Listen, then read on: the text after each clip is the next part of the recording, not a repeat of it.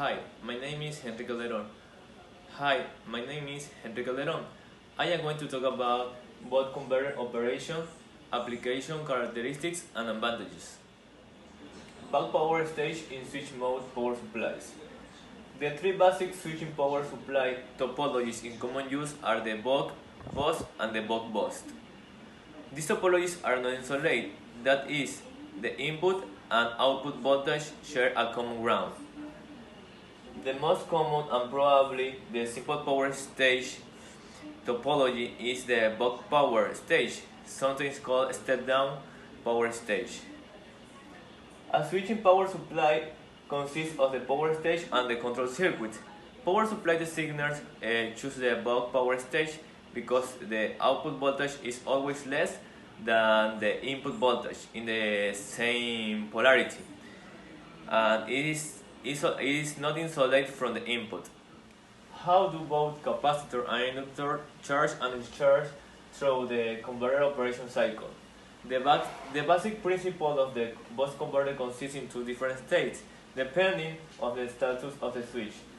One of them is when the switch is closed. The coil L stores the energy from the source, and at the same time, the load is fed by the capacitor. On another one is when the switch is open. In this case, the only way for the current is through the diode and circulates through the capacitor and the load. So, while the current flowing through the inductor has linear characteristics, at first glance, it may seem that there are not a straight line equation, but they are. They are straight if we think that the independent variables are di over dt. So, according to the law of the inductor, we can be plotted as a straight line with di over dt in the horizontal axis and the b on the vertical axis. The slope of the inductor straight line is the L, so we have it here. Hi, my name is Miguel Espinoza and I'm going to talk about some new information and some interesting things about the buck converter.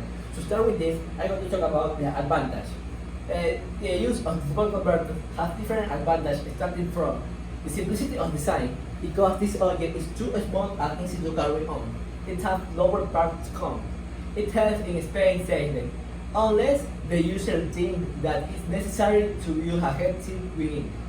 It has low noise, so it is not annoying while it works. It has fast response while it works, and the most important, again, I think that people like this, it has low cost. When we talk about the simplicity of design, it depends on the price and the function of the model. So we have three different models, and each one bigger than another one, but everyone maintaining a small design that helps the user work easily with it. So we have the three different models here. The models one and the first one cost $1.19. The second one, bigger a little bit than the first one, cost $1.60. User usually work with the last one and the biggest one, but the small two, it costs $2.10.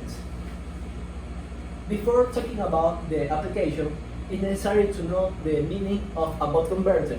So, a buck converter is a DC to DC power converter that steps down from its input to the output.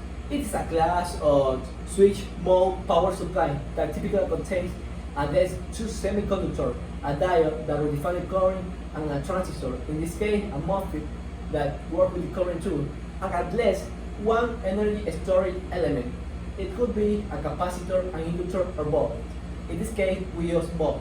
So, to talk about the application in the environment, for example, it can be used for renewable energy, for some activities in the work campus, because it helps to some objects working with enough voltage, even when the place doesn't have the low voltage that the object needs.